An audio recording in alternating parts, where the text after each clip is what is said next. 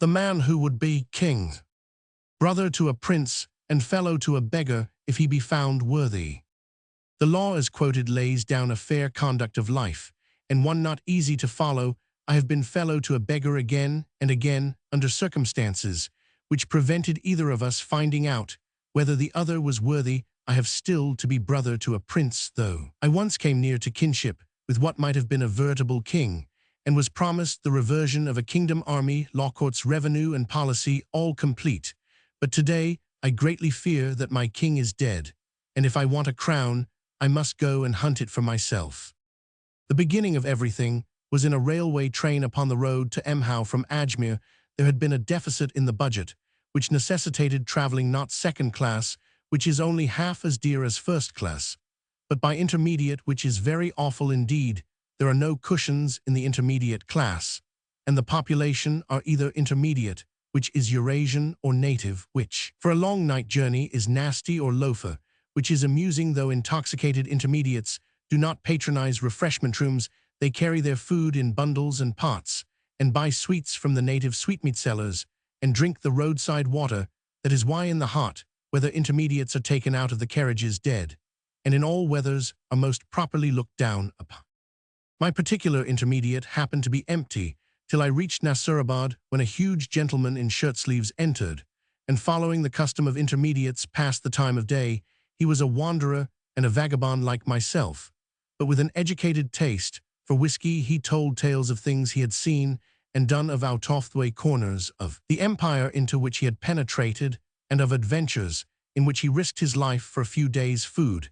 If India was filled with men like you and me, not knowing more than the crows where they'd get their next day's rations, it isn't 70 millions of revenue. The land would be paying its 700 million, said he, and as I looked at his mouth and chin, I was disposed to agree with him. We talked politics, the politics of loaferdom that sees things from the underside, where the lath and plaster is not smoothed off. And we talked postal arrangements, because my friend wanted to send a telegram back from the next station to Ajmer, which is the turning-off place from the Bombay to the Emhow line as you travel westward. My friend had no money beyond 8 annas, which he wanted for dinner, and I had no money at all owing to the hitch in the budget before mentioned. Further, I was going into a wilderness, where though I should resume touch with the treasury, there were no telegraph offices. I was therefore unable to help him in any way. We might threaten a station master and make him send a wire on tick, said my friend, but that'd mean inquiries for you and for me, and I've got my hands full these days. Did you say you are traveling back along this line within any days? Within 10, I said. Can't you make it 8, said he. Mine is rather urgent business. I can send your telegram within 10 days, if that will serve you, I said. I couldn't trust the wire to fetch him, now I think of it. It's this way: he leaves Delhi on the 23d for Bombay. That means he'll be running through Ajmer about the night of the 23d. But I am going into the Indian desert, I explained. Well and good, said he. I'll be changing at Marwar Junction to get into Jodhpur territory. You must do that, and he'll be coming through Marwar Junction in the early morning of the 24th. By the Bombay mail, can you be at Marwar Junction on that time? 'Twon't be inconveniencing you, because I know that there's precious few pickings to be got out of these central India states, even though you pretend to be correspondent of the backwoodsman. Have you ever tried that trick? I asked. Again and again, but the residents find you out, and then you get escorted to the border before you've time to get your knife into them. But about my friend here, I must give him a word o' mouth to tell him what's come to me, or else he won't know where to go. I would take it more than kind of you if you was to come out of central India in time to catch him at Marwar Junction, and say to him he has gone south for the week. Hell know what that means. He's a big man with a red beard and a great swell. He is. You'll find him sleeping like a gentleman with all his luggage round him in a second-class compartment. But don't you be afraid. Slip down the window and say he has gone south for the week, and hell tumble, it's only cutting your time of stay in those parts by 2 days. I ask you, as a stranger going to the west, he said with emphasis. Where have you come from? Said Roman. One from the east, said he, and I am hoping that you will give him the message on the square for the sake of my mother as well as your own. Englishmen are not usually softened by appeals to the memory of their mothers, but for certain reasons, which will be fully apparent, I saw fit to agree. It's more than a little matter, said he, and that's why I ask you to do it. And now I know that I can depend on you doing it, a second-class carriage at Marwar Junction, and a red-haired man asleep in it. You'll be sure to remember I get out at the next station, and I must hold on there till he comes or sends me what I want. I'll give the message if I catch him, I said, and for the sake of your mother as well as mine, I'll give you a word of advice. Don't try to run the Central India states. Just now, as the correspondent of the Backwoodsman, there's a real one knocking about here, and it might lead to trouble. Thank you, said he simply, and when will the swine be gone? I can't starve, because he's ruining my work. I wanted to get hold of the Dagumber Raja down here about his father's widow, and give him a jump. What did he do to his father's widow then? Filled her up with red pepper, and slippered her to death. As she hung from a beam, I found that out myself, and I am the only man that would dare going into the state to get hush money for it. They'll try to poison me same as they did in Chortumna when I went on the loot there. But y'all give the man at Marwar Junction my message. He got out at a little roadside station, and I reflected I had heard more than once of men personating correspondents of newspapers and bleeding small native states with threats of exposure. But I had never met any of the caste before. They lead a hard life and generally die with great suddenness. The native states have a wholesome horror of English newspapers, which may throw light on their peculiar methods of government and do their best to choke correspondents with champagne or drive them out of their mind with four-in-hand barouches. They do not understand that nobody cares a straw for the internal administration of native states so long as oppression and crime are kept within decent limits, and the ruler is not drugged, drunk, or diseased. From one end of the year to the other, native states were created by Providence in order to supply picturesque scenery, tigers, and tall writing. They are the dark places of the earth, full of unimaginable cruelty, touching the railway and the telegraph on one side, and on the other the days of Harunal Raskid. When I left the train, I did business with divers kings, and in 8 days passed through many changes of life. Sometimes I wore dress clothes, and consorted with princes and politicals, drinking from crystal and eating from silver. Sometimes I lay out upon the ground, and devoured what I could get from a plate made of a flapjack, and drank the running water, and slept under the same rug as my servant. It was all in a day's work. Then I headed for the great Indian desert upon the proper date, as I had promised, and the night mail set me down at Marwar Junction, where a funny little happy-go-lucky native managed railway runs to Jodhpur. The Bombay mail from Delhi makes a short halt at Marwar. She arrived as I got in, and I had just time to hurry to her platform and go down the carriages. There was only one second class on the train. I slipped the window and looked down upon a flaming red beard, half covered by a railway rug.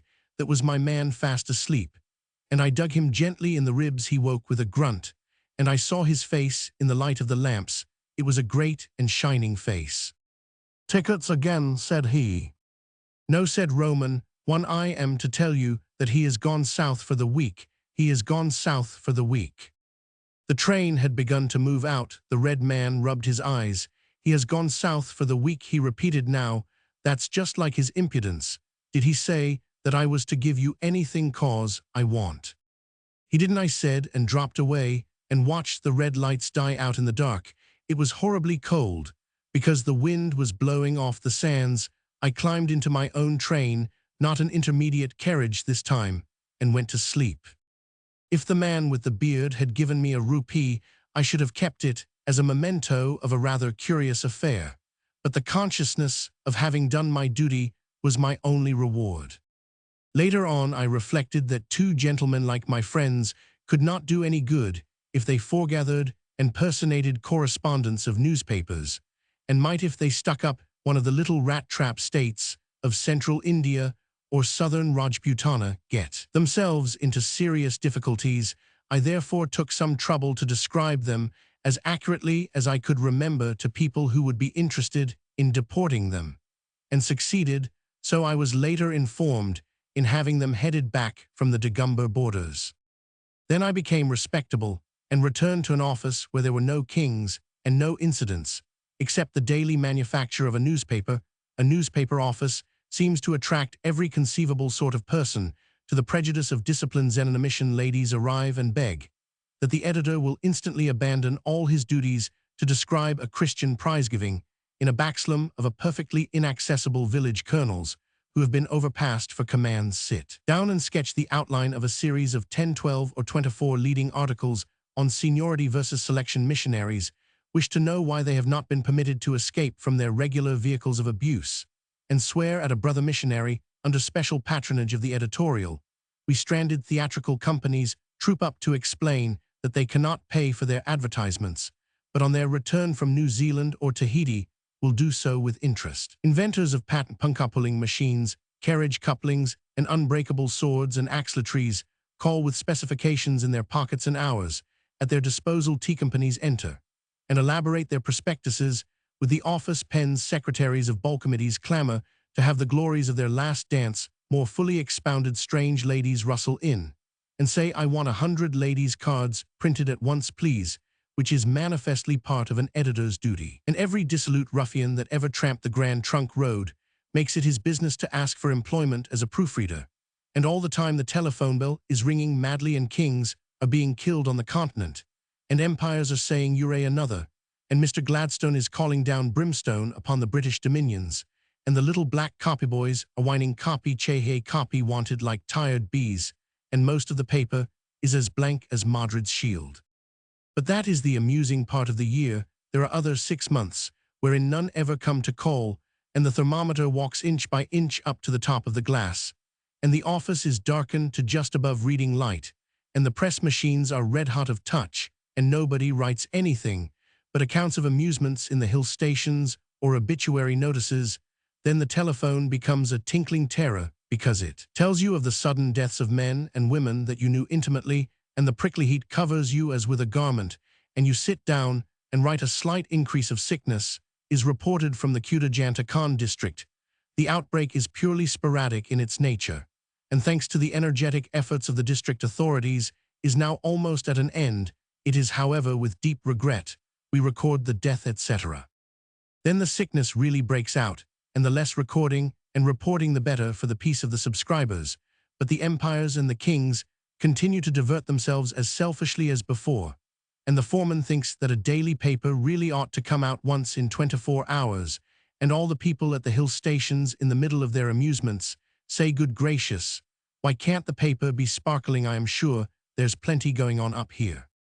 That is the dark half of the moon, and as the advertisements say, must be experienced to be appreciated. It was in that season, and a remarkably evil season, that the paper began running the last issue of the week on Saturday night, which is to say Sunday morning, after the custom of a London paper. This was a great convenience, for immediately after the paper was put to bed, the dawn would lower the thermometer from 96 to almost 84 for almost half an hour. And in that chill, you have no idea how cold is 84 on the grass until you begin to pray for it. A very tired man could set off to sleep ere the heat roused him. One Saturday night, it was my pleasant duty to put the paper to bed alone. A king or courtier or a courtesan or a community was going to die, or get a new constitution, or do something that was important on the other side of the world. And the paper was to be held open till the latest possible minute in order to catch the telegram. It was a pitchy black night, as stifling as a June night can be. In the loo, the red-hot wind from the westward was booming among the tinderdry trees, and pretending that the rain was on its heels. Now and again, a spot of almost boiling water would fall on the dust with the flop of a frog, but all our weary world knew that was only pretense.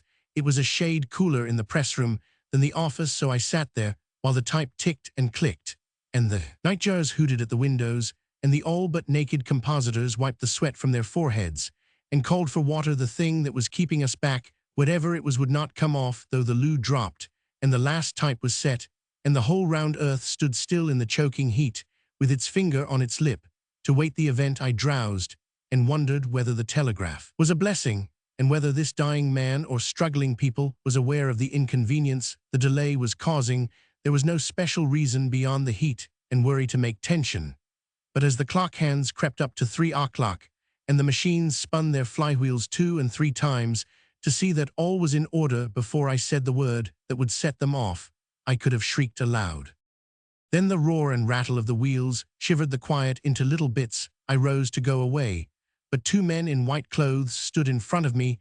The first one said, "It's him," the second said, "So it is," and they both laughed almost as loudly as the machinery roared, and mopped their foreheads. We see there was a light burning across the road, and we were sleeping in that ditch there for coolness, and I said to my friend, "Here the office is open, let's come along and speak to him," as turned us back from the Dagumber state. Said the smaller of the two. He was the man I had met in the Mhow train, and his fellow was the red-bearded man of Marwar Junction. There was no mistaking the eyebrows of the one or the beard of the other. I was not pleased, because I wished to go to sleep, not to squabble with loafers. "What do you want?" I asked. "Half an hour's talk with you, cool and comfortable in the office," said the red-bearded man, "wed like some drink. The contract doesn't begin yet, peachy, so you needn't look. But what we really want is advice. We don't want money, we ask you as a favor, because you did us a bad turn about Dagumber." I led from the press room to the stifling office with the maps on the walls, and the red-haired man rubbed his hands. That something like said he this was the proper shop to come to. "Now, sir, let me introduce to you brother Peachy Carnehan. That's him, and brother Daniel Dravot, that is me, and the less said about our professions the better, for we have been most things in our time: soldier, sailor, compositor, photographer, proofreader, street preacher, and correspondents of the backwoodsman. When we thought the paper wanted one, Carnehan is sober, and so am Roman. One look at us first, and see that's sure it will save you cutting into my talk. Well, take one of your cigars apiece, and you shall see us light." I watched the test. The men were absolutely sober, so I gave them each a tepid peg. "Well and good," said Carnehan of the eyebrows, wiping the froth from his mustache. "Let me talk now, Dan. We have been all over India, mostly on foot. We have been boiler fitters, engineer drivers, petty contractors, and all that, and we have decided that India isn't big enough for such as us." They certainly were too big for the office. Dravot's beard seemed to fill half the room, and Carnehan's shoulders the other half. As they sat on the big table, Carnehan continued, "The country isn't half worked out, because they that governs it won't let you touch it. They spend all their blessed time in governing it, and you can't lift a spade, nor chip a rock, nor look for oil, nor anything like that without all the government saying, 'Leave it alone, and let us govern. Therefore, such as it is, we will let it alone, and go away to some other place, where a man isn't crowded, and can come to his own. We are not little men, and there is nothing that we are afraid of except drink, and we have signed a contract on that. Therefore, we are going away to be kings." "Kings in our own right," muttered Dravot. "Yes, of course," I said. "You've been tramping in the sun, and it's a very warm night, and hadn't you better sleep over the notion come tomorrow?" "Neither drunk nor sunstruck," said Dravot. "We have slept over the notion half a year, and require to see books and atlases, and we have decided that there is only one place now in the world that two strong men can Sarahak. They call it Kafiristan. By my reckoning, it's the top right-hand corner of Afghanistan, not more than 300 miles from Peshawar. They have 32 heathen idols there, and well be the 33rd. It's a mountainous country, and the women of those parts are very beautiful." "But that is provided against in the contract," said Carnehan. "Neither women nor liquor, Daniel. And that's all we know, except that no one has gone there and they fight, and in any place where they fight, a man who knows how to drill men can always be a king. We shall go to those parts, and say to any king we find, 'Do you want to vanquish your foes?' And we will show him how to drill men, for that we know better than anything else. Then we will subvert that king and seize his throne and establish a dynasty. You'll be cut to pieces before you're 50 miles across the border. I said you have to travel through Afghanistan to get to that country. It's one mass of mountains and peaks and glaciers, and no Englishman has been through it. The people are utter brutes, and even if you reached them, you couldn't do anything." "That's more like," said Carnehan. "If you could think us a little more mad, we would be more pleased. We have come to you to know about this country, to read a book about it, and to be shown maps. We want you to tell us that we are fools, and to show us your books." He turned to the bookcases. "Are you at all in earnest?" I said. "A little," said Dravot sweetly. "As big a map as you have got, even if it's all blank where Kafiristan is, and any books you've got we can read. though we aren't very educated. I uncased the big 32-mal-starthinch map of India, and two smaller frontier maps hold down volume infcan of the Encyclopedia Britannica, and the men consulted them. "See here," said Dravot, his thumb on the map up to Jagdalak Peachy, "and me know the road we was there, with Robert's army well have to turn off to the right at Jagdalak through Lagman territory. Then we get among the hills 14,000 feet, 15,000. It will be cold work there, but it don't look very far on the map." I handed him wood on the sources of the Oxus. Carnehan was deep in the Encyclopedia.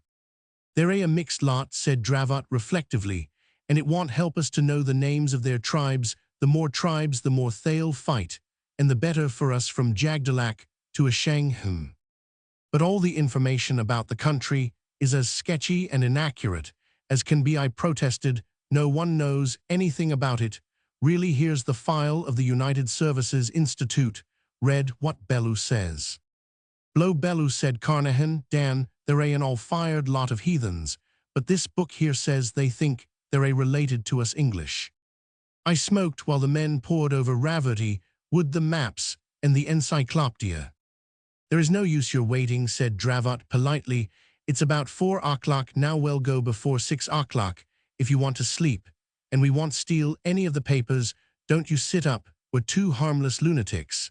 And if you come tomorrow evening down to the Sarai, well, say goodbye to you."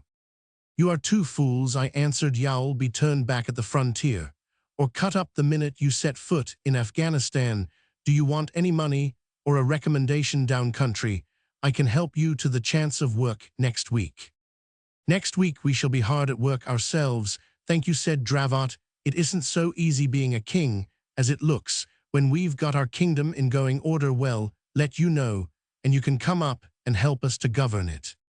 "Would two lunatics make a contract like that?" said Carnehan with subdued pride, showing me a greasy half-sheet of notepaper on which was written the following. I copied it then and there as a curiosity.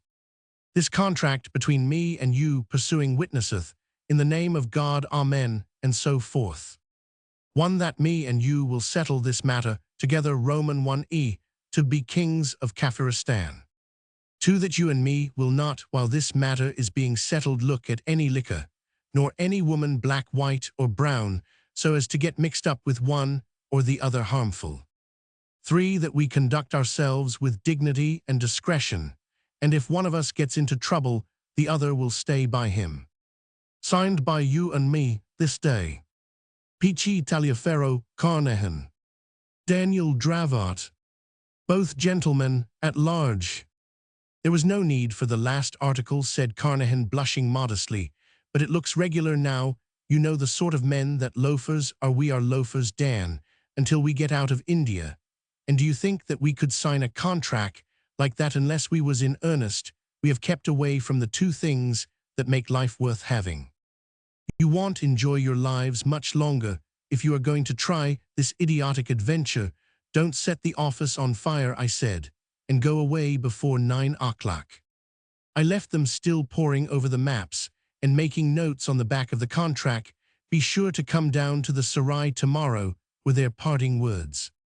The Kumharsan Sarai is the great foursquare sink of humanity, where the strings of camels and horses from the north load and unload all the nationalities of Central Asia may be found there, and most of the folk of India proper bulk, and Bakhara their meat, Bengal and Bombay and Try. To draw Idith, you can buy ponies, turquoises, Persian pussycats, saddlebags, fat-tailed sheep, and musk in the Kumharsan Sarai, and get many strange things for nothing. In the afternoon, I went down there to see whether my friends intended to keep their word or were lying about drunk.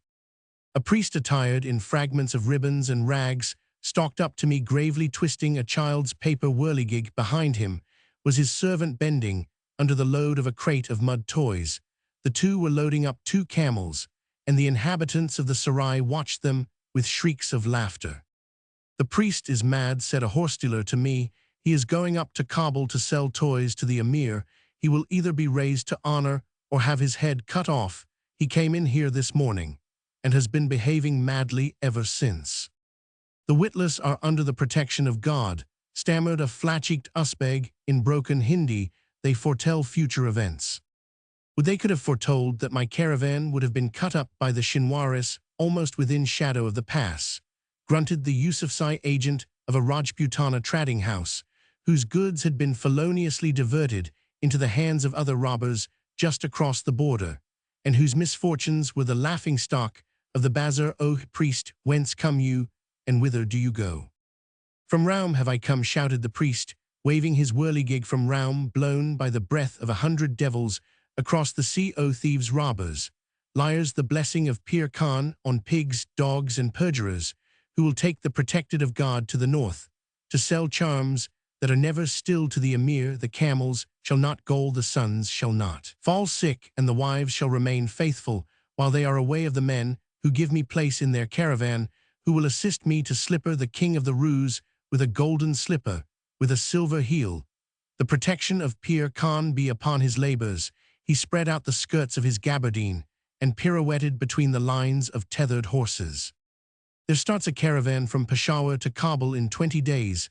Hazrat, said the Yusufzai trader, my camels go therewith. Do thou also go, and bring us good luck.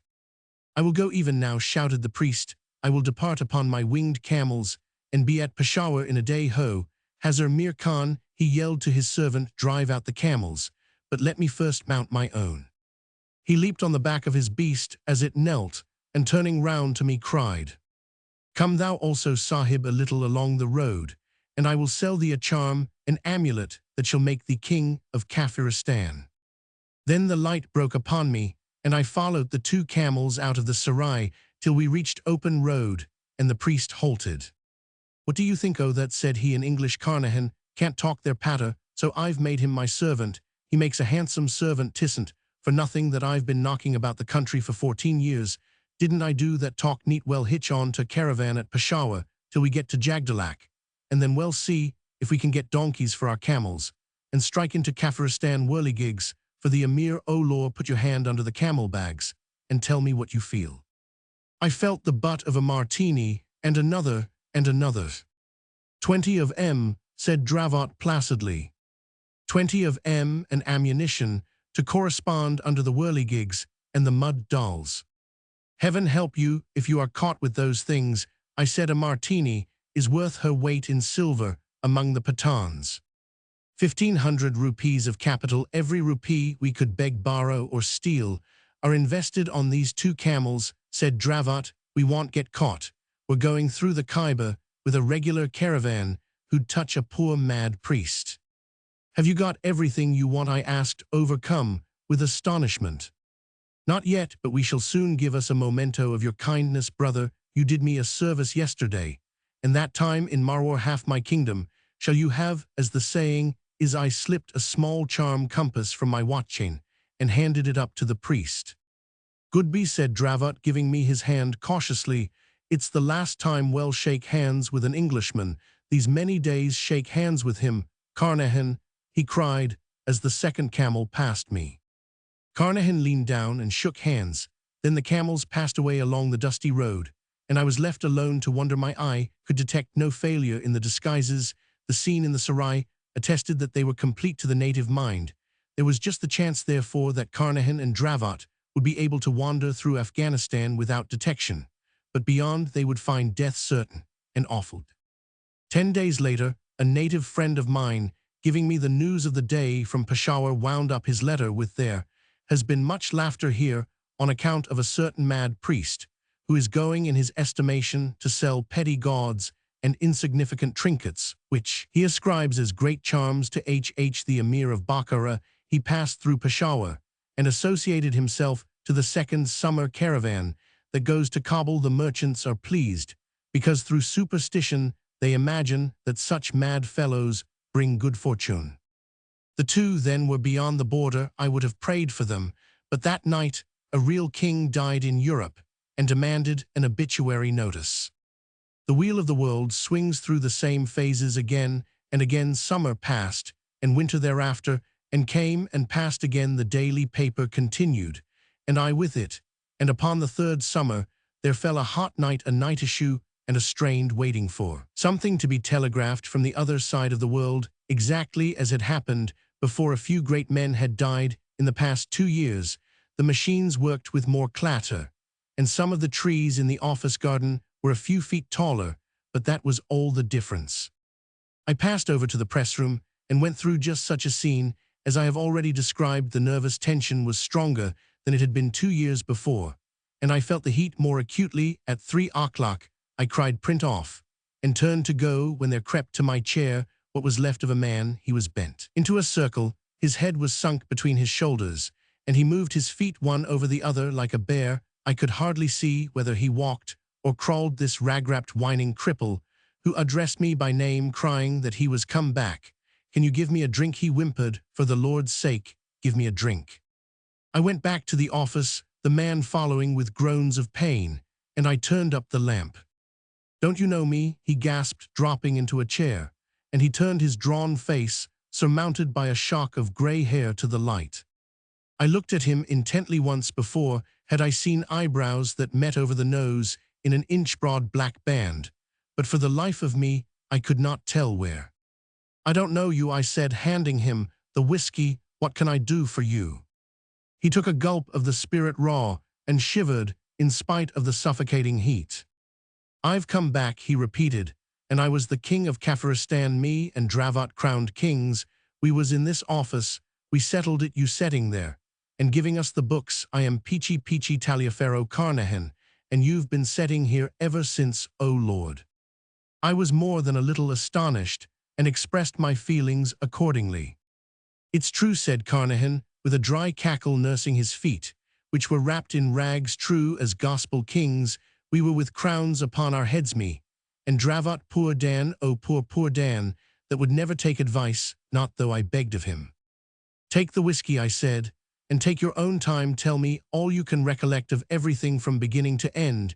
You got across the border on your camels, Dravot, dressed as a mad priest, and you his servant. Do you remember that?" "I ain't mad yet, but I will be that way soon, of course. I remember. Keep looking at me, or maybe my words will go all to pieces. Keep looking at me in my eyes, and don't say anything." I leaned forward and looked into his face as steadily as I could. He dropped one hand upon the table, and I grasped it by the wrist. It was twisted like a bird's claw, and upon the back was a ragged red diamond-shaped scar. "No, don't look there, look at me," said Carnehan. "That comes afterwards, but for the Lord's sake don't distract me." We left with that caravan, me and Dravot, playing all sorts of antics to amuse the people. We were with Dravot, used to make us laugh in the evenings when all the people was cooking their dinners. And what did they do then? They lit little fires with sparks that went into Dravot's beard, and we all laughed fit to die. Little red fires, they was going into Dravot's big red beard, so funny. His eyes left mine, and he smiled foolishly. "You went as far as Jagdalak with that caravan?" I said at a venture. "After you had lit those fires to Jagdalak, where you turned off to try to get into Kafiristan?"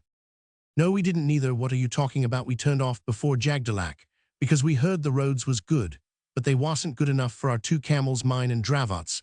When we left the caravan, Dravot took off all his clothes and mine too, and said we would be heathen because the Kafirs didn't allow Mohammedans to talk to them. So he dressed betwixt and between, and such a sight as Daniel Dravot I never saw yet nor expect to see again. He burned half his beard and slung sheepskin over his shoulder, and shaved his head into patterns. He shaved mine too, and made me wear outrageous things to look like a heathen that was in a most mountainous country, and our camels couldn't go along any more because of the mountains. They were tall and black, and coming home I saw them fight like wild goats. There are lots of goats in Kafiristan, and these mountains, they never keep still, no more than the goats, always fighting they are, and don't let you sleep at night." "Take some more whiskey," I said very slowly. "What did you and Daniel Dravot do when the camels could go no further because of the rough roads that led into Kafiristan?" "What did which do? There was a party called Peachy Taliaferro Carnehan that was with Dravot. Shall I tell you about him? He died out there in the cold. Slap from the bridge fell old Peachy, turning and twisting in the air like a penny whirligig that you can sell to the emir. No, they was 2 for 3 halfpence, those whirligigs, or I am much mistaken and woeful sore. And then these camels were no use, and Peachy said to Dravot, 'For the Lord's sake, let's get out of this before our heads are chopped off.' And with that they killed the camels all among the mountains, not having anything in particular to eat. But first they took off the boxes with the guns and the ammunition, till two men came along driving 4 mules Dravot up, and dances in front of them, singing, "Sell me 4 mules, says the first man, if you are rich enough to buy, you are rich enough to rob." But before ever he could put his hand to his knife, Dravot breaks his neck over his knee, and the other party runs away. So Carnehan loaded the mules with the rifles that was taken off the camels, and together we starts forward into those bitter, cold, mountainous parts, and never a road broader than the back of your hand. He paused for a moment, while I asked him if he could remember the nature of the country through which he had journeyed. "I am telling you as straight as I can, but my head isn't as good as it might be. They drove nails through it to make me hear better how Dravot died. The country was mountainous, and the mules were most contrary, and the inhabitants was dispersed and solitary. They went up and down and down. And that other party Carnehan was imploring of Dravot not to sing and whistle so loud for fear of bringing down the tremendous avalanches. But Dravot says that if a king couldn't sing, it wasn't worth being king, and whacked the mules over the rump, and never took no heed for 10 cold days. We came to a big level valley all among the mountains, and the mules were near dead, so we killed them, not having anything in special for them or us to eat. We sat upon the boxes and played odd, and even with the cartridges that was jolted out. Then 10 men with bows and arrows ran down that valley, chasing 20 men with bows and arrows, and the row was tremendous. They was fair men, fairer than you or me, with yellow hair, and remarkable well built," says Dravot, unpacking the guns. "This is the beginning of the business. Well, fight for the 10 men." And with that he fires 2 rifles at the 20 men, and drops one of them at 200 yards from the rock where we was sitting. The other men began to run, but Carnehan and Dravot sits on the boxes, picking them off at all ranges up and down the valley. Then we goes up to the 10 men that had run across the snow too, and they fires a footy little arrow at us.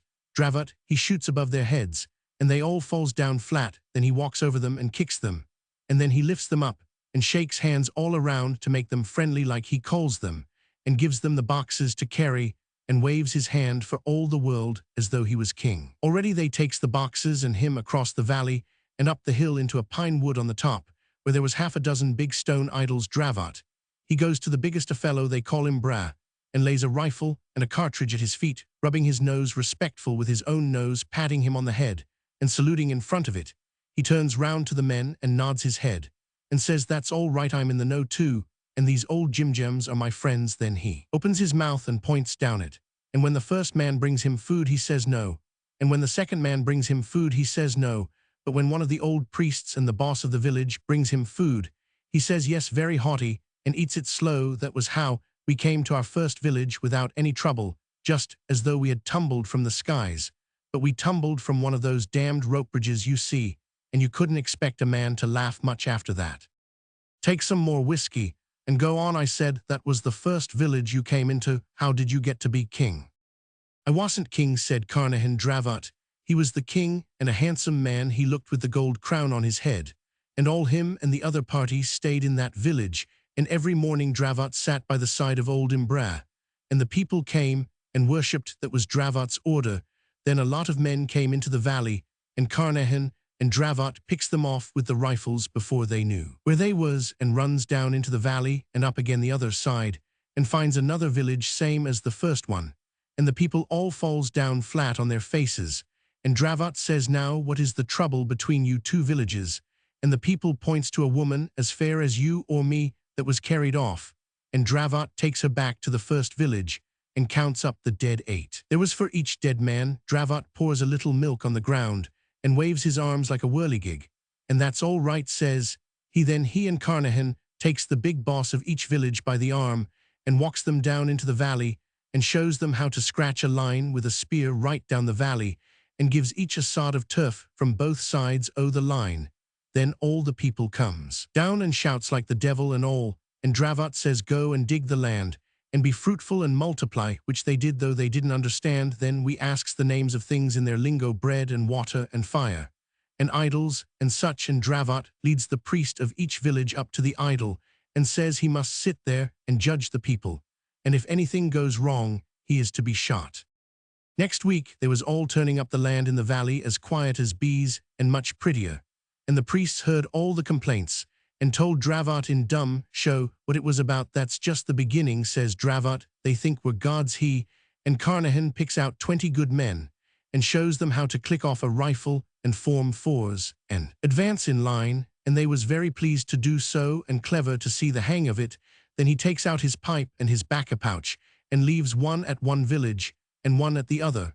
And off we two goes to see what was to be done in the next valley, that was all rock, and there was a little village there, and Carnehan says, send em to the old valley to plant, and takes em there, and gives em some land that wasn't took before. They were a poor lot, and we blooded em with a kid, before letting em into the new kingdom that was to impress the people. And then they settled down quiet, and Carnehan went back to Dravot, who had got into another valley, all snow and ice, and most mountainous. There was no people there, and the army got afraid, so Dravot shoots one of them, and goes on till he finds some people in a village. And the army explains that unless the people wants to be killed, they had better not shoot their little matchlocks, for they had matchlocks. We makes friends with the priest, and I stays there alone with 2 of the army, teaching the men how to drill, and a thundering big chief comes across the snow with kettle drums and horns twanging, because he heard there was a new god kicking about Carnehan's sights for the brown of the men half a mile across the snow, and wings one of them. Then he sends a message to the chief that unless he wished to be killed, he must come and shake hands with me, and leave his arms behind. The chief comes alone first, and Carnehan shakes hands with him, and whirls his arms about same as Dravot used, and very much surprised that chief was, and strokes my eyebrows. Then Carnehan goes alone to the chief, and asks him in dumb show if he had an enemy he hated. I have, says the chief. So Carnehan weeds out the pick of his men, and sets the 2 of the army to show them drill, and at the end of 2 weeks the men can maneuver about as well as volunteers. So he marches with the chief to a great big plain on the top of a mountain, and the chief's men rushes into a village, and takes it. We 3 martinis, firing into the brown of the enemy. So we took that village too, and I gives the chief a rag from my coat, and says occupy till I come, which was scriptural by way of a reminder when me and the army was 1,800 yards away. I drops a bullet near him, standing on the snow, and all the people falls flat on their faces. Then I sends a letter to Dravot, wherever he be, by land or by sea. At the risk of throwing the creature out of train, I interrupted, how could you write a letter up yonder? The letter, oh, the letter, keep looking at me between the eyes, please. It was a string-talk letter that Wed learned the way of it from a blind beggar in the Punjab. I remember that there had once come to the office a blind man with a knotted twig, and a piece of string which he wound round the twig. According to some cipher of his own, he could, after the lapse of days or hours, repeat the sentence which he had reeled up. He had reduced the alphabet to 11 primitive sounds, and tried to teach me his method, but failed. I sent that letter to Dravot, said Carnehan, and told him to come back, because this kingdom was growing too big for me to handle. And then I struck for the first valley to see how the priests were working. They called the village.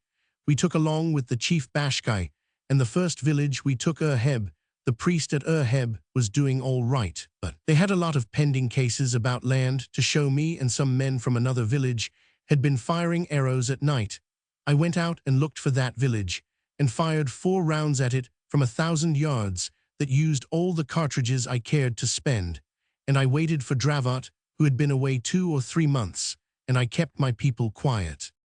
One morning I heard the devil's own noise of drums and horns, and Dan Dravot marches down the hill with his army and a tail of hundreds of men, and which was the most amazing, a great gold crown on his head. My Gord Carnehan, says Daniel, this is a tremendous business, and we've got the whole country as far as it's worth having. I am the son of Alexander by Queen Semiramis, and Ure my younger brother, and a god too. It's the biggest thing we've ever seen. I've been marching and fighting for 6 weeks with the army, and every footy little village for 50 miles has come in rejoiceful.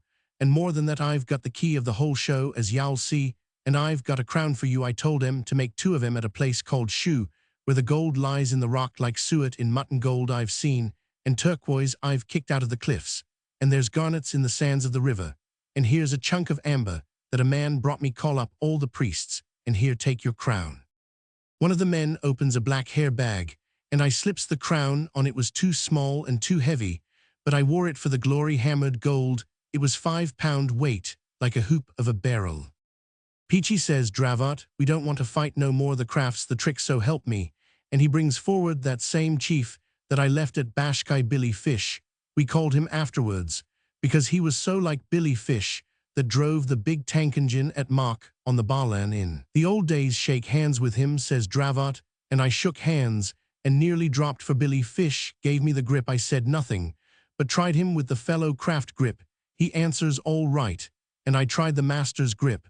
But that was a slip, a fellow craft, he is, I says. To Dan, does he know the word? He does, says Dan, and all the priests know it's a miracle the chiefs and the priest can work a fellow craft lodge in a way that's very like ours, and they've cut the marks on the rocks, but they don't know the third degree, and they've come to find out it's Gord's truth. I've known these long years that the Afghans knew up to the fellow craft degree, but this is a miracle, a god, and a grand master of the craft am I, and a lodge in the third degree I will open and well raise the head priests and the chiefs of the villages. It's against all the law, I says, holding a lodge without warrant from anyone, and we never held office in any lodge. It's a masterstroke of policy, says Dravot. It means running the country as easy as a four-wheeled bogey on a downgrade. We can't stop to inquire now or they'll turn against us. I've 40 chiefs at my heel, and passed and raised according to their merit. They shall be billet these men on the villages, and see that we run up a lodge of some kind. The temple of Imbra will do for the lodge room. The women must make aprons, as you show them. I'll hold a levy of chiefs tonight, and lodge tomorrow. I was fair rim off my legs, but I wasn't such a fool as not to see what a pull this craft business gave us. I showed the priests' families how to make aprons of the degrees, but for Dravot's apron the blue border and marks was made of turquoise lumps on white hide, not cloth. We took a great square stone in the temple for the master's chair and little stones for the officers' chairs, and painted the black pavement with white squares, and did what we could to make things regular. At the levee which was held that night on the hillside with big bonfires, Dravot gives out that him and me were gods and sons of Alexander, and past grand masters in the craft, and was come to make Kafiristan a country where every man should eat in peace and drink in quiet, and specially obey us. Then the chiefs come round to shake hands, and they was so hairy and white and fair, it was just shaking hands with old friends. We gave them names according as they was like men we had known in India. Billy Fish, Holly Dilworth, Picky Kurgan, that was bazaar master when I was at M. Howe, and so on and so on. The most amazing miracle was at lodge next night. One of the old priests was watching us continuous, and I felt uneasy, for I knew we'd have to fudge the ritual, and I didn't know what the men knew. The old priest was a stranger come in from beyond the village of Bashkai. The minute Dravot puts on the master's apron that the girls had made for him, the priest fetches a whoop and a howl, and tries to overturn the stone that Dravot was sitting on. It's all up now, I says, that comes of meddling with the craft. Without warrant, Dravot never winked an eye, not when 10 priests took and tilted over the Grand Master's chair, which was to say the stone of Imbra. The priest begins rubbing the bottom end of it to clear away the black dirt, and presently he shows all the other priests the master's mark, same as was on Dravot's apron, cut into the stone. Not even the priests of the temple of Imbran knew it was there. The old chap falls flat on his face at Dravot's feet and kisses luck again, says Dravot across the lodge to me. They say it's the missing mark, that no one could understand the why of. We're more than safe now. Then he bangs the butt of his gun for a gavel and says, by virtue of the authority vested in me by my own right hand and the help of Peachy, I declare myself Grand Master of all Freemasonry in Kafiristan. In this, the Mother Lodge owe the country and King of Kafiristan equally with Peachy. At that he puts on his crown, and I puts on mine. I was doing senior warden, and we opens the lodge in most ample form. It was a amazing miracle. The priests moved in lodge through the first 2 degrees, almost without telling, as if the memory was coming back to them. After that, Peachy and Dravot raised, such as was worthy high priests and chiefs of far-off villages. Billy Fish was the first, and I can tell you we scared the soul out of him. It was not in any way according to ritual, but it served our turn. We didn't raise more than 10 of the biggest men, because we didn't want to make the degree common, and they was clamoring to be raised. In another 6 months, says Dravot, well hold another communication, and see how you are working. Then he asks them about their villages, and learns that they was fighting one against the other, and were fair sick and tired of it. And when they wasn't doing that, they was fighting with the Mohammedans you can fight those when they come into our country, says Dravot. Tell off every 10th man of your tribes for a frontier guard and send 200 at a time to this valley to be drilled. Nobody is going to be shot or speared any more so long as he does well.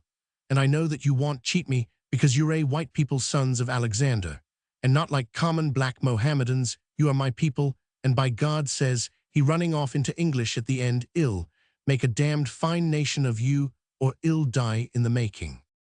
I can't tell all we did for the next 6 months, because Dravot did a lot I couldn't see the hang of, and he learned their lingo in a way I never could. My work was to help the people plow, and now and again to go out with some of the army and see what the other villages were doing and make throw rope bridges across the ravines which cut up the country. Horrid Dravot was very kind to me, but when he walked up and down in the pine wood pulling that bloody red beard of his with both fists, I knew he was thinking plans I could not advise him about, and I just waited for orders.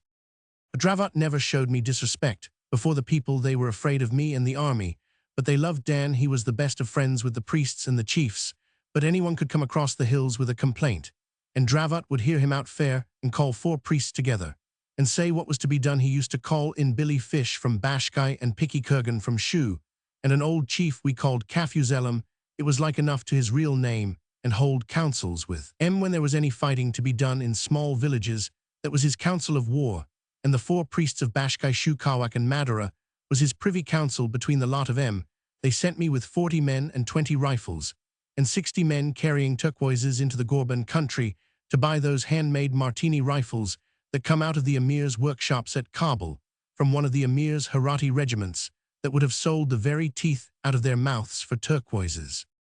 I stayed in Gorband a month, and gave the governor the pick of my baskets for hush money, and bribed the colonel of the regiment some more, and between the two and the tribespeople, we got more than 100 handmade martinis, 100 good Kohet Jezels that'll throw to 600 yards, and 40 manloads of very bad ammunition for the rifles. I came back with what I had, and distributed them among the men that the chief sent into me to drill. Dravot was too busy to attend to those things, but the old army that we first made helped me, and we turned out 500 men that could drill and 200 that knew how to hold arms pretty straight. Even those corkscrewed handmade guns was a miracle to them.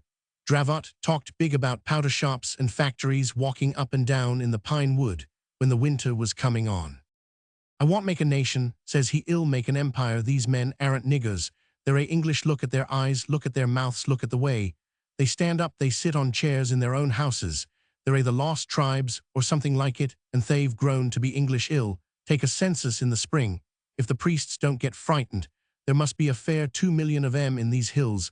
The villages are full o' little children. 2 million people, 250,000 fighting men, and all English. They only want the rifles and a little drilling. 250,000 men ready to cut in on Russia's right flank when she tries for India. Peachy man, he says, chewing his beard in great hunks.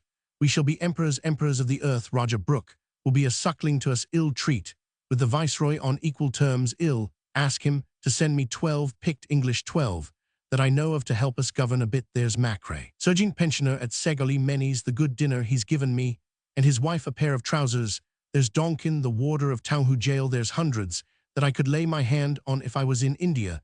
The viceroy shall do it for me. Ill send a man through in the spring for those men, and ill write for a dispensation from the Grand Lodge for what I've done as Grand Master. That and all the Sniders that'll be thrown out when the native troops in India take up the martini. They'll be worn smooth, but they'll do for fighting in these hills. 12 English, 100,000 Sniders run through the emir's country in driblets. It'd be content with 20,000 in 1 year, and we'd be an empire when everything was shipshape. I'd hand over the crown, this crown I'm wearing now, to Queen Victoria on my knees, and she'd say, rise up, Sir Daniel Dravot. Oh, it's big, I tell you, but there's so much to be done in every place, Bashkai, Kawak, Shu, and everywhere else. What is it, I says? There are no more men coming in to be drilled this autumn. Look at those fat black clouds. They're bringing the snow. It isn't that, says Daniel, putting his hand very hard on my shoulder, and I don't wish to say anything that's against you, for no other living man would have followed me and made me what I am as you have done. You're a first-class commander-in-chief, and the people know you, but it's a big country, and somehow you can't help me. Peachy in the way I want to be helped. Go to your blasted priests, then I said, and I was sorry when I made that remark. But it did hurt me sore to find Daniel talking so superior when I'd drilled all the men and done all he told me. Don't let's quarrel, Peachy, says Daniel. Without cursing, you're a king too, and the half of this kingdom is yours. But can't you see, Peachy, we want clever men, than us now 3 or 4 of them, that we can scatter about for our deputies. It's a hugest great state, and I can't always tell the right thing to do, and I haven't time for all I want to do, and here's the winter coming on, and all he put half his beard into his mouth, and it was as red as the gold of his crown. I am sorry, Daniel, says Roman 1, I've done all I could. I've drilled the men, and shown the people how to stack their oats better, and I've brought in those tinware rifles from Gorband. But I know what you're driving at. I take it kings always feel oppressed that way. There's another thing too, says Dravot, walking up and down. The winter's coming, and these people won't be giving much trouble, and if they do, we can't move about. I want a wife. For Gord's sake, leave the women alone. I says we've both got all the work we can, though I am a fool. Remember the contract, and keep clear, O women. The contract only lasted till such time as we was kings, and kings we have been these months past, says Dravot, weighing his crown in his hand. You go get a wife too, Peachy, a nice strappin' plump girl that'll keep you warm in the winter. They're a prettier than English girls, and we can take the pick of 'em, boil 'em once or twice in hot water, and they'll come as fair as chicken and ham. Don't tempt me, I says. I will not have any dealings with a woman, not till we are a damn side more settled than we are now. I've been doing the work o' 2 men, and you've been doing the work o' 3. Let's lie off a bit and see if we can get some better tobacco from Afghan country and run in some good liquor, but no women. Who's talking o' women, says Dravot. I said wife a queen to breed a king's son, for the king a queen out of the strongest tribe. That'll make them your blood brothers, and that'll lie by your side and tell you all the people thinks about you and their own affairs. That's what I want. Do you remember that Bengali woman I kept at Mogul Sarai when I was platelier, says Roman 1, a fat lot o' good she was to me. She taught me the lingo and 1 or 2 other things. But what happened, she ran away with the station master's servant and half my month's pay. Then she turned up at Dadyur Junction in tow of a half-caste, and had the impudence to say I was her husband, all among the drivers of the running shed. We've done with that, says Dravot. These women are whiter than you or me, and a queen I will have for the winter months. For the last time, asking Dan, do not, I says, it'll only bring us harm. The Bible says that kings ain't to waste their strength on women, specially when they've got a new raw kingdom to work over. For the last time of answering, I will, said Dravot, and he went away through the pine trees, looking like a big red devil. The low sun hit his crown and beard on one side, and the 2 blazed like hot coals. But getting a wife was not as easy as Dan thought. He put it before the council, and there was no answer till Billy Fish said that he'd better ask the girls. Dravot damned them all round. What's wrong with me, he shouts, standing by the idol Imbra. Am I a dog, or am I not enough of a man for your wenches? Haven't I put the shadow of my hand over this country? Who stopped the last Afghan raid? It was me, really. But Dravot was too angry to remember who bought your guns, who repaired the bridges, who's the grand master of the sign cut in the stone, and he thumped his hand on the block that he used to sit on in lodge. And at council, which opened like lodge always, Billy Fish said nothing, and no more did the others. Keep your hair on, Dan, said I, and ask the girls. That's how it's done at home, and these people are quite English. The marriage of a king is a matter of state, says Dan, in a white-hot rage, for he could feel, I hope, that he was going against his better mind. He walked out of the council room, and the others sat still looking at the ground. Billy Fish, says I to the chief of Bashkai, what's the difficulty here? A straight answer to a true friend, you know, says Billy Fish. How should a man tell you who know everything? How can daughters of men marry gods or devils? It's not proper. I remembered something like that in the Bible, but if after seeing us, as long as they still believed we were gods, it wasn't for me to undeceive them. A god can do anything, says Roman 1, if the king is fond of a girl, hell, not let her die shall have to, said Billy Fish. There are all sorts of gods and devils in these mountains, and now and again a girl marries one of them and isn't seen any more. Besides, you 2 know the mark cut in the stone Only the gods know that we thought you were men till you showed the sign of the master. I wish then that we had explained about the loss of the genuine secrets of a master mason at the first goof, but I said nothing all that night. There was a blowing of horns in a little dark temple halfway down the hill, and I heard a girl crying fit to die. One of the priests told us that she was being prepared to marry the king. "I'll have no nonsense of that kind," says Dan. "I don't want to interfere with your customs, but I'll take my own wife." The girl's a little bit afraid, says the priest. She thinks she's going to die, and they are a-heartening of her up down in the temple. "Hearten her very tender," then says Dravot, "or I'll hearten you with the butt of a gun so that you'll never want to be heartened again." He licked his lips, did Dan, and stayed up walking about more than half the night thinking of the wife that he was going to get in the morning. I wasn't any means comfortable, for I knew that dealings with a woman in foreign parts, though you was a crowned king 20 times over, could not but be risky. I got up very early in the morning while Dravot was asleep, and I saw the priests talking together in whispers and the chiefs talking together too, and they looked at me out of the corners of their eyes. "What is up, fish?" I says to the Bashkai man, who was wrapped up in his furs and looking splendid to behold. "I can't rightly say," says he, "but if you can induce the king to drop all this nonsense about marriage, you'll be doing him and me and yourself a great service." "That I do believe," says Roman 1, "but sure you know Billy as well as me, having fought against, and for us, that the king and me are nothing more than two of the finest men that God Almighty ever made, nothing more, I do assure you."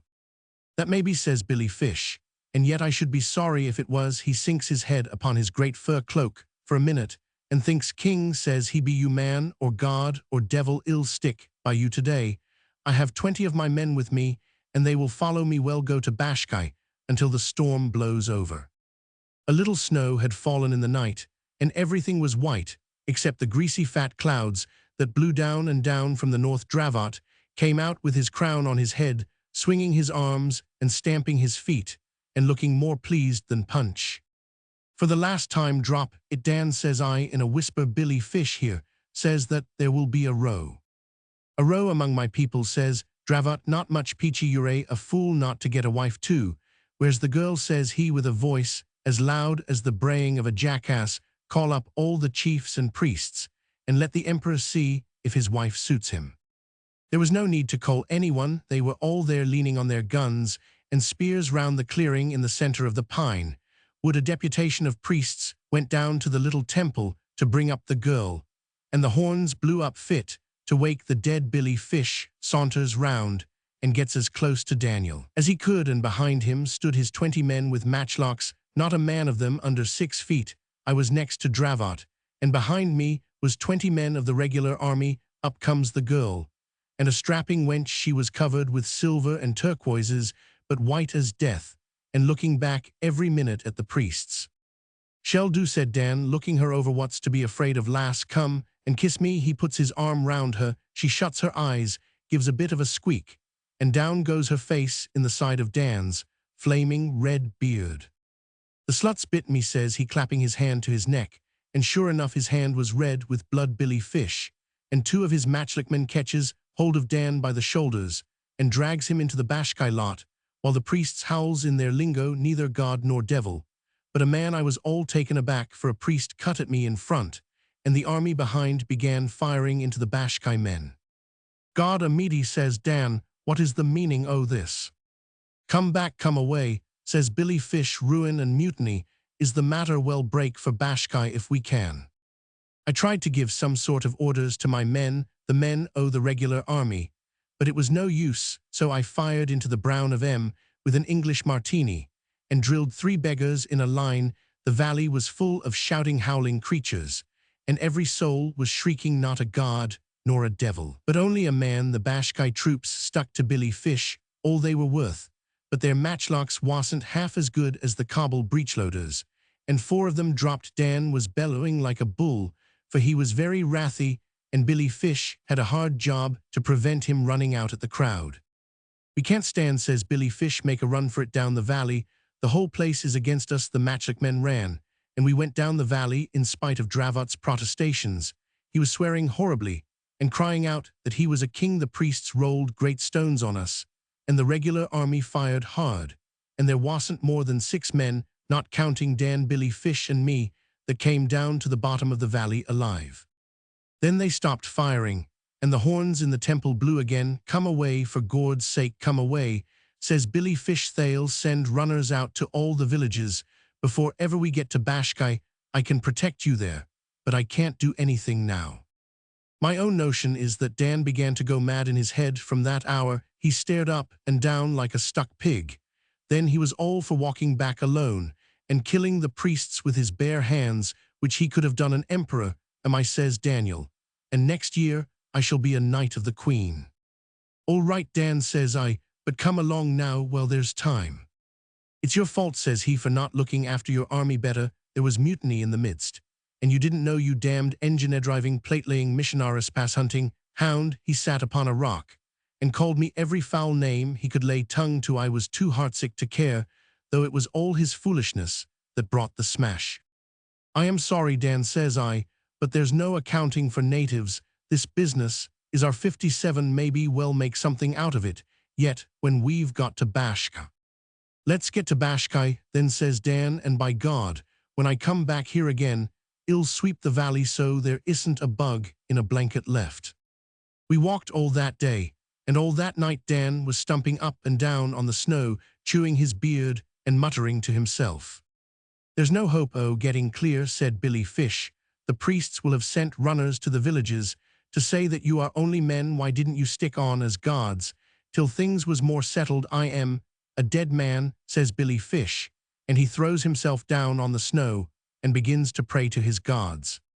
Next morning we was in a cruel bad country, all up and down, no level ground at all, and no food either. The 6 Bashkai men looked at Billy Fish hungry-wise, as if they wanted to ask something, but they said never a word. At noon we came to the top of a flat mountain, all covered with snow, and when we climbed up into it, behold, there was an army in position waiting in the middle.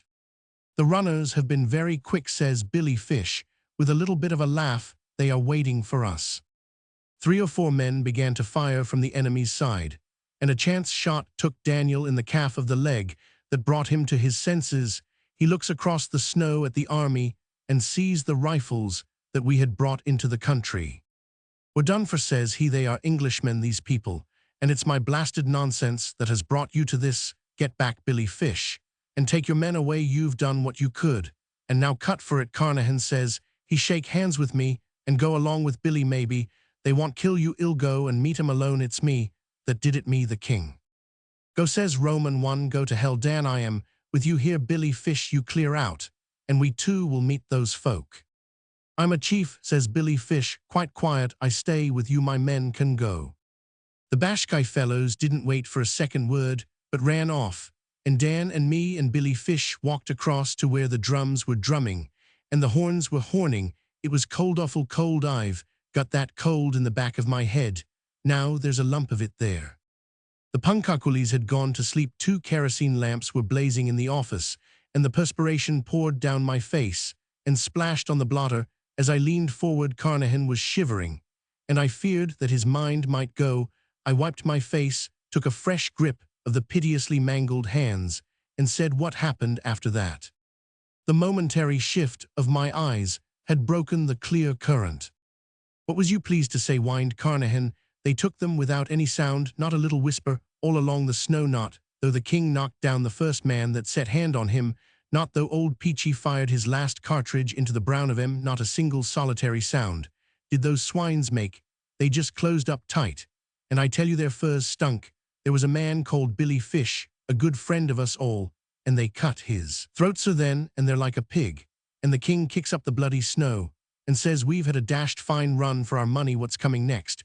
But Peachy Taliaferro, I tell you, sir, in confidence, as betwixt 2 friends, he lost his head, sir. No, he didn't. Neither the king lost his head.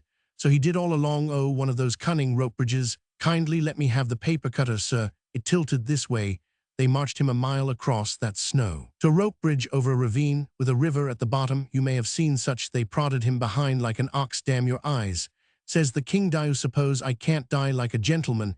He turns to Peachy, that was crying like a child. I've brought you to this, Peachy says, He brought you out of your happy life to be killed in Kafiristan, where you was late commander-in-chief of the emperor's forces. Say you forgive me, Peachy, I do, says. Peachy, fully and freely, do I forgive you, Dan. Shake hands. Peachy says, he I'm going now. Out he goes, looking neither right nor left.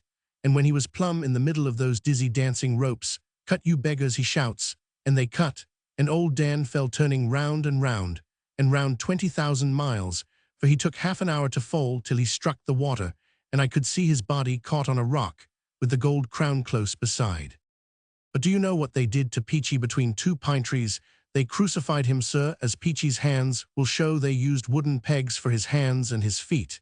And he didn't die, he hung there and screamed, and they took him down next day, and said it was a miracle that he wasn't dead. They took him down, poor old Peachy, that hadn't done them any harm, that hadn't done them any. He rocked to and fro, and wept bitterly, wiping his eyes with the back of his scarred hands, and moaning like a child for some 10 minutes. They was cruel enough to feed him up in the temple, because they said he was more of a god than old Daniel that was a man. Then they turned him out on the snow, and told him to go home, and Peachy came home in about a year, begging along the roads quite safe for Daniel Dravot. He walked before, and said, come along, Peachy, it's a big thing we're doing. The mountains they danced at night, and the mountains they tried to fall on Peachy's head, but Dan he held up his hand, and Peachy came along bent double. He never let go of Dan's hand, and he never let go of Dan's head. They gave it to him as a present in the temple to remind him not to come again. And though the crown was pure gold, and Peachy was starving, never would Peachy sell the same. You knew Dravot, sir, you knew, right worshipful brother Dravot. Look at him now. He fumbled in the mass of rags round his bent waist, brought out a black horsehair bag embroidered with silver thread, and shook therefrom on to my table the dried, withered head of Daniel Dravot. The morning sun that had long been paling the lamp struck the red beard, and blind sunken eyes struck too, a heavy circlet of gold, studded with raw turquoises, that Carnehan placed tenderly on the battered temples. You behold now, said Carnehan, the emperor in his habit, as he lived, the king of Kafiristan, with his crown upon his head. Poor old Daniel, that was a monarch once. I shuddered, for in spite of defacements manifold, I recognized the head of the man of Marwar Junction. Carnehan rose to go. I attempted to stop him. He was not fit to walk abroad. Let me take away the whiskey, and give me a little money, he gasped. I was a king once. Ill go to the deputy commissioner, and ask to set in the poorhouse, till I get my health. No thank you, I can't wait till you get a carriage for me. I've urgent private affairs in the south at Marwar. He shambled out of the office, and departed in the direction of the deputy commissioner's house. That day at noon, I had occasion to go down the blinding hot Mall, and I saw a crooked man crawling along the white dust of the roadside, his hat in his hand, quavering dolorously after the fashion of street singers at home. There was not a soul in sight, and he was out of all possible earshot of the houses, and he sang through his nose, turning his head from right to left. The Son of Man goes forth to war, a golden crown to gain. His blood-red banner streams afar. Who follows in his train? I waited to hear no more, but put the poor wretch into my carriage, and drove him off to the nearest missionary for eventual transfer to the asylum. He repeated the hymn twice, while he was with me, whom he did not in the least recognize, and I left him singing to the missionary. 2 days later, I inquired after his welfare of the superintendent of the asylum. He was admitted suffering from sunstroke. He died early yesterday morning, said the superintendent. Is it true that he was half an hour bareheaded in the sun at midday? Yes, said I, but do you happen to know if he had anything upon him by any chance when he died? Not to my knowledge, said the superintendent. And there the matter rests.